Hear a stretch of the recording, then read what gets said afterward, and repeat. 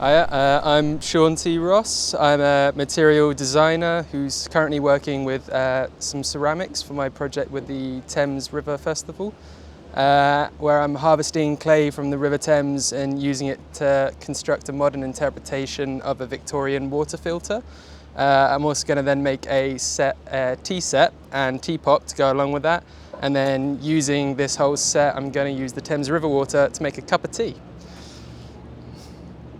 I'm Felix Taylor. I'm an artist and composer from South London.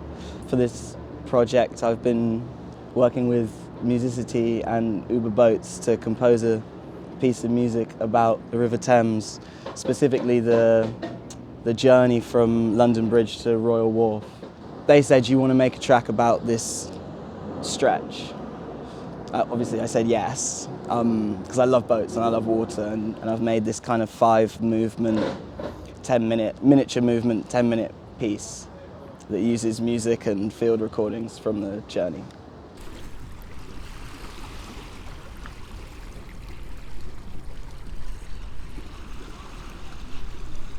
In the river samples I collected, it's like you're getting this gravitational distillation of the kind of the 3 layers of silt, sand and clay. And I started realizing that you could just scrape off that little top layer of clay, and I started making like little miniature things from it. The river naturally does what it would do in a jar, and you get these like little clay slips that will appear at low tide along the river. And if you kind of like time it right, you can just sort of go down, hunt for these clay slips, and then start like kind of scraping off the top layer. And I just started collecting loads of clay like this, and then try to bring it back round to almost like a kind of a physical thing made at the end of it. I think I went to where the London docks to the Maritime Museum there, and they had this model of a Victorian water filter which had been unearthed during the Olympic Park excavations. So I kind of started like looking at that and then trying to make a like contemporary version of what that was. Because I think of like the qualities of like what's in the kind of the mud, and the fact it's quite organic and natural. It was self-glazing, so it's got like a weird purplish kind of colour to it. With like some little kind of almost golden specks, which is quite nice. And that's just from like what's naturally in the clay? I can't tell if it's what's naturally in the clay or what's unnaturally in the clay. I think it's possibly a combination of both. And I think through my research as well, I started realising that like, as I'm sure like kind of a lot of people who spend time focusing on the river start to know, it has like natural kind of like flows, and then also unnatural flows. Yeah, sure. So it's like kind of similar with your project, I think, when you're kind of saying like how it transitions and changes, you move along the river. It's like you have this natural thing, and then this urban environment which is almost impinging on it. Constantly messing with it and changing its course, yeah. And I think it's the same way with the clay. Like if you have, depending on what outlet's a little bit further up, or if there's like a field that has a fertilizer in it, it can then impact or inversely, if there's like a little oyster bed somewhere, the oyster shells may clean it a little bit. So you get like this little give and take. And then, okay, I'm curious about the actual tea. We were saying, I don't know if I touched the tea. What, like, I don't know. The tea scares me. So essentially it uses it's a 3-tiered water filter, and you kind of use like larger things like sort of stones, a layer of sand in one, and then also some charcoal. Is it a good cup of tea?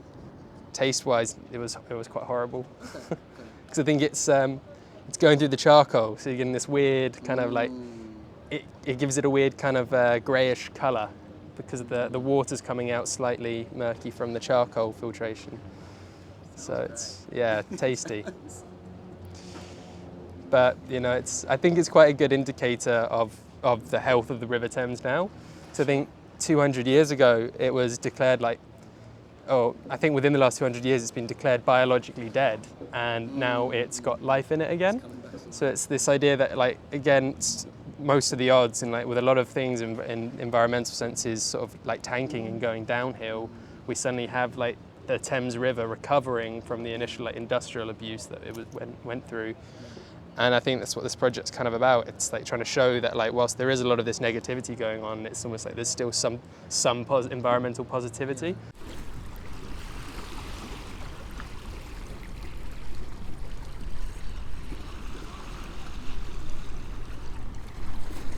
the rhythm of the river is like untouched really by all of these things. There's such a power to it that it's not affected by how big the buildings in Canary Wharf are. It's not like, none of that has anything to do with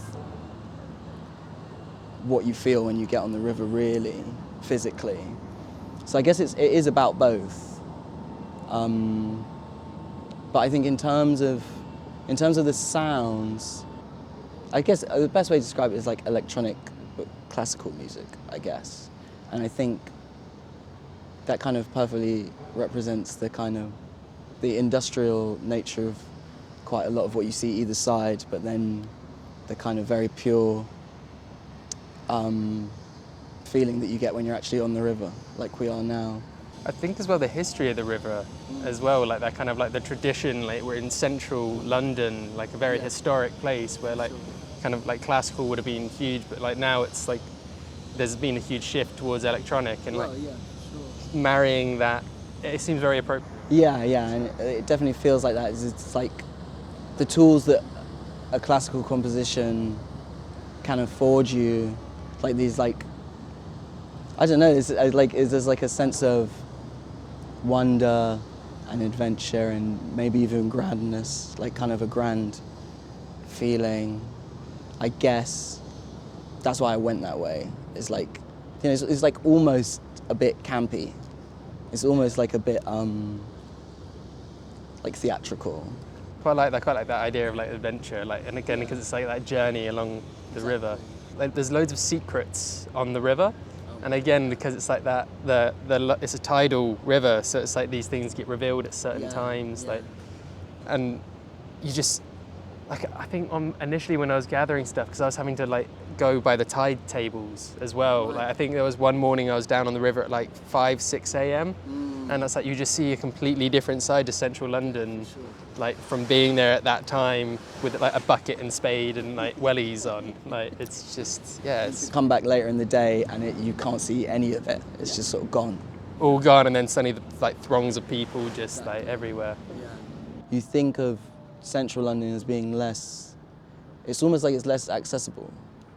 It's like, as you say, there's the reasons to go there. There's, you know, going and hanging out in central London, just hanging out, it doesn't really make sense to me. But coming somewhere like this, or Bermondsey Beach, or Surrey Quays, makes so much sense to me. Like as a place of like, I guess, natural beauty. Yeah. But I think it's that thing of like rediscovering the river. But by being around it, you're rediscovering the secrets that like normally a local would find. Right, exactly. But like because we are technically locals but aren't in the area because of the way that things are currently set up, like you miss out on those secrets. And it's like almost like rediscovering them is actually really like, I don't know, it makes you feel closer to the city. Yeah, exactly. It makes you feel close to the city. Yeah.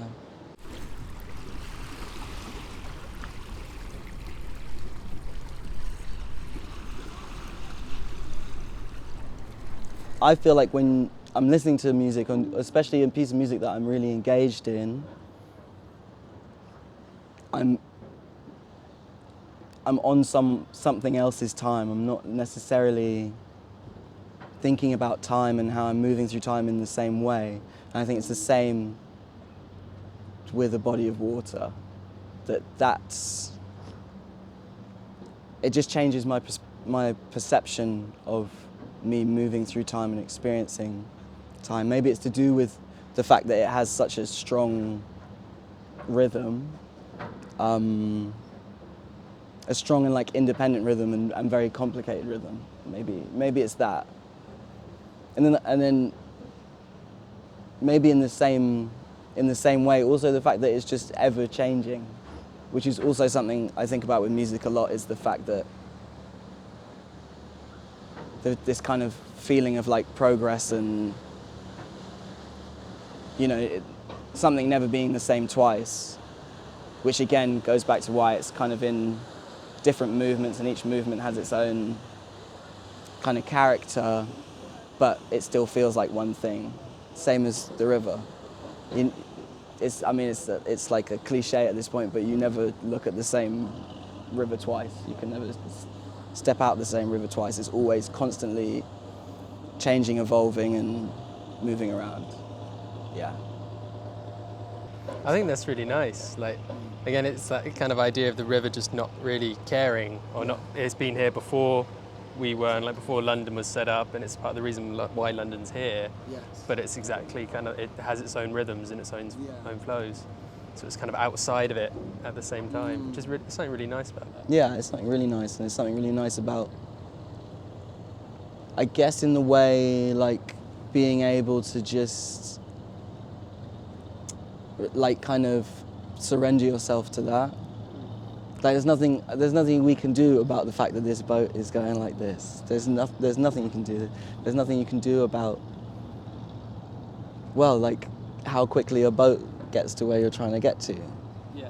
It's in the river's hands, Yeah. which hopefully is like a feeling that you can get from the music, I guess, is that you're being carried by something, and it's just going to keep moving and going. Yeah. That's really nice. Like, it's almost quite comforting thing. Yeah. And again, it's like being locked in from the last couple of years for like lockdowns and stuff, and like having that kind of like cut off from like green spaces and like blue spaces like water. You kind of sort of see the importance again when you can see it like, in person. And I think especially in like a city where everyone's always in a rush. Yeah. And yet there's this huge river running through the centre of it, which is polar opposite to that kind of like rush. As it moves. Yeah. So maybe we should all be taking the river boats. We should all be taking the river boats. We should all forget about clocks. Yeah. No, I'm joking. Don't do that. But yeah, I think it's just an important thing to connect with.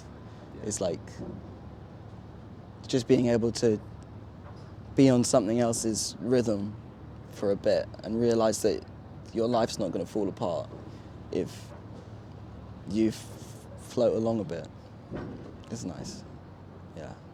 Yeah, that's really made me feel a little bit better. Like, yeah.